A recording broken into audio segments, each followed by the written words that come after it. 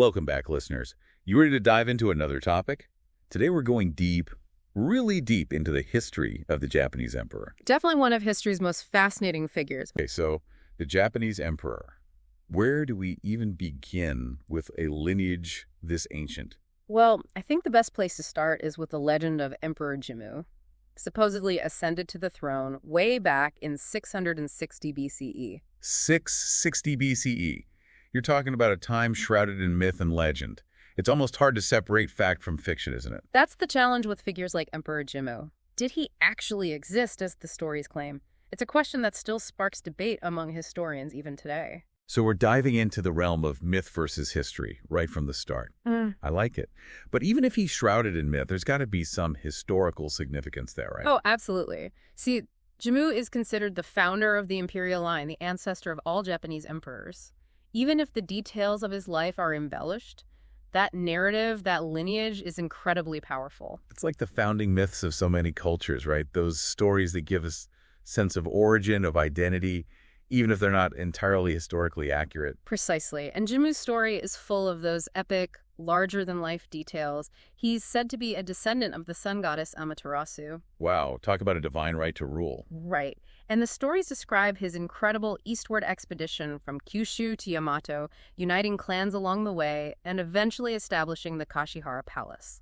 Which is considered the traditional founding place of Japan, right?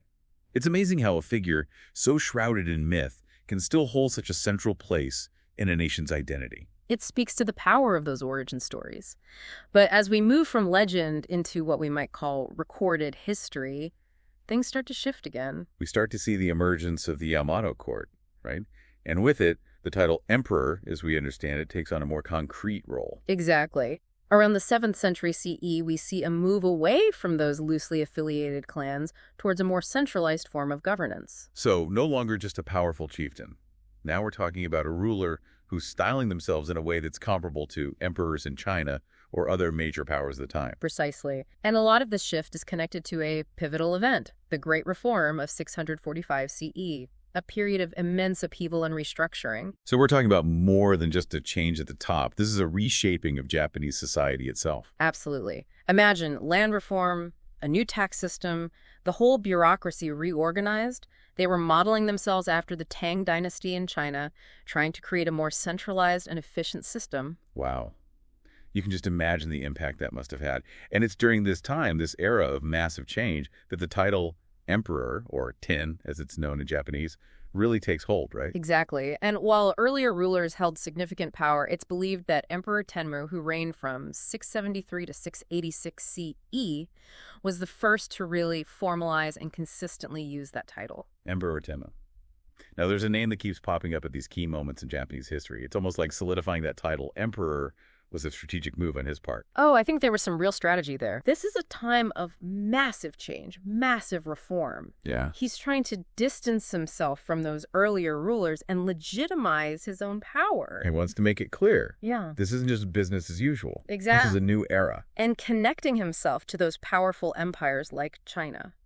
Yeah, that makes sense. It's a way of saying, hey, we're playing in the big leagues now. Right. And let's be honest, maybe quelling some internal power struggles along the way. A little show of force never hurts. Right. Got to consolidate that power. And what better way to do that than by tying yourself to these grand narratives? Oh, absolutely. And it makes me think about those two texts that we hear so much about, the Kojiki and the Nihon Shoki. They really do offer an incredible glimpse into how rulers were thinking. These texts are basically Emperor Tenmu's way of rewriting history, or at least framing it in a way that benefits him, right? You could say that, yeah. I mean, they emerge right around this time. It's not a coincidence. So for those of us who might not be experts in ancient Japanese literature, can you break down the difference between these two texts? Sure. Think of the Kojiki as the more, shall we say, colorful version of history. Okay, the more exciting version. Yeah, exactly. It's a collection of myths and legends, stories about the gods, creation myths, you know. Right, the really juicy stuff. Exactly. And of course, it lays out this grand lineage of the emperors, tracing it all back to the sun goddess. It's laying the groundwork. Right. It's all about establishing that divine, right? Okay, so that's the Kojiki. Now, the Nihon Shoki, that's a bit more, how should I put it, buttoned up. It's trying to be a more official historical record documenting the reigns of the emperors. So One is the grand mythical epic, and the other is more like, here's what happened, or at least here's what we want you to think happened. That's a good way of putting it. And the Nihon Shoki was written entirely in classical Chinese. Really? Why is that? It shows how much influence Chinese culture had at the time, even in how they chose to record their own history. That's fascinating. They saw the prestige associated with Chinese culture and wanted to emulate that. So we have these two texts commissioned during Emperor Tenmu's reign. It's all very strategic. It does make you wonder, how much of history is just clever PR? It's a good question. I think you always have to consider the source, right? Who's writing the history and what's their agenda. Right. And these texts weren't meant to be objective history as we understand it today. They were tools for shaping a narrative, for legitimizing a ruler and their dynasty. So fascinating stuff, but we should probably take it all with a grain of salt. A grain of salt, maybe a whole shaker. Okay, so we're starting to understand the political landscape a bit better, but what about the average person in Japan at this time? How did they view the emperor? It's a complex question. Because on the one hand, you have these texts, these official narratives. It's trying to shape public perception. But then there's the lived reality, right? Exactly. And to really understand that, we have to dig into the title Ten itself. Okay, because there's more to it than meets the eye, right? Oh, absolutely. It's a title that's layered with meaning, reflecting both internal Japanese beliefs and external influences. Okay, let's unpack that. So the word ten itself, it actually comes from Chinese. Interesting. It's likely adopted as Japan is trying to model itself after these powerful dynasties like the Tang. So even the language of power is being influenced by China. It shows how interconnected these cultures were, even as Japan was forging its own distinct identity. Right. But here's the thing. Tennet wasn't just a borrowed title. It took on this profound significance within Japanese culture. Okay, how so? It became intertwined with their native Shinto beliefs.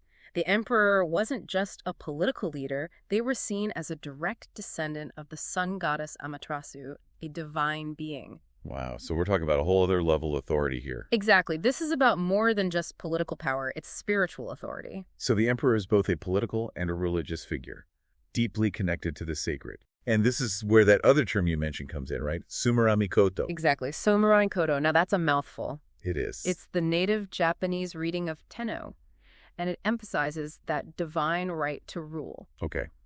Break it down for me. Essentially, it means the revered one who rules. It elevates the emperor to a near godlike status. They aren't just chosen by the people, they're chosen by the gods themselves. It's a very different concept of leadership than what we might be used to. It certainly is. And over the centuries, the Japanese emperor has been known by numerous other titles, but that core idea, that connection to the divine, it remains a constant. Which makes it all the more remarkable when we get to the 20th century and see such dramatic shift in the emperor's role. From living god to symbol of the state, it's quite a transformation. It's almost hard to grasp, isn't it? This is a society that for centuries viewed its emperor as practically an extension of the heavens themselves. A living embodiment of their history and their spiritual beliefs. Exactly. And then the 20th century arrives, a century of immense change, not just for Japan, but for the entire world. And for Japan, a period that culminates in World War II and its aftermath, a time of profound questioning and redefinition. The emperor's role couldn't remain untouched by all of that, could it? Not at all. It's during this period that we see that dramatic shift we were just talking about. The 1947 Constitution, essentially a document shaped by the Allied powers, redefines Japan from the ground up. And within that new framework, the emperor goes from this almost deity-like figure to, a symbol of the state and of the unity of the people. That's right. Stripped of political power, no longer considered divine. It's a change that's almost impossible to fully comprehend, even for us looking back, let alone for the people who lived through it. It makes you wonder how that went over with the Japanese people.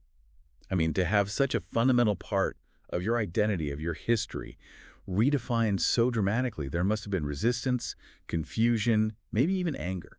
It was undoubtedly a complex mix of emotions, and the truth is, those feelings, those questions about tradition and modernity, they continue to reverberate in Japan even today. So it's not just a historical footnote. This is the debate that's still very much alive. Precisely. And it gets to the heart of what it means to be Japanese in the modern world. How do you reconcile those ancient traditions, that deep reverence for the emperor, with the realities of a democratic society? Right, because it's one thing to say the emperor is now a symbol. But how does that actually play out in practice? How does a symbolic monarchy function? especially in a country as modern and technologically advanced as Japan? It's a delicate balancing act, for sure, and a lot of it is defined by the imperial household law, also established in 1947. This law outlines things like the line of succession and the emperor's official duties, which are largely ceremonial. Okay, so no more ruling with an iron fist. But what do those ceremonial duties actually look like? What does a symbolic emperor do all day? Think of it as embodying the spirit of the nation, its history, its cultural heritage. The emperor appoints the prime minister, but only based on the diet's designation. They convene the diet, which is Japan's parliament. They receive foreign dignitaries, engage in cultural activities, things of that nature. So a very visible but largely symbolic role.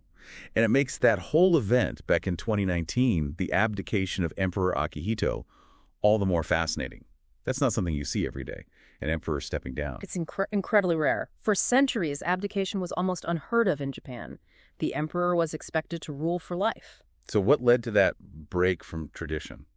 Akihito, citing his age and declining health, expressed his desire to step down. It sparked this national conversation, this grappling with tradition and the demands of modern life. In the end, they actually had to create a special one-time law, what they called the abdication law, to allow for it. It really speaks volumes about the reverence for tradition, for the institution of the emperor, that they were willing to change the rules rather than force him to stay on. Absolutely. And I think it highlights the unique challenges and questions facing the imperial family and Japan as a whole as we move deeper into the 21st century. Well, I think that's a perfect place to leave it for today. We've gone from myth and legend to political maneuvering, from divine right to symbolic leadership. It's been quite a journey. And it really is just the tip of the iceberg when it comes to Japanese history and the complexities of the emperor's role. So to our listeners, if this deep dive has piqued your interest, don't stop here. Keep exploring, keep researching, keep those questions coming. And until next time, we'll see you on our next deep dive.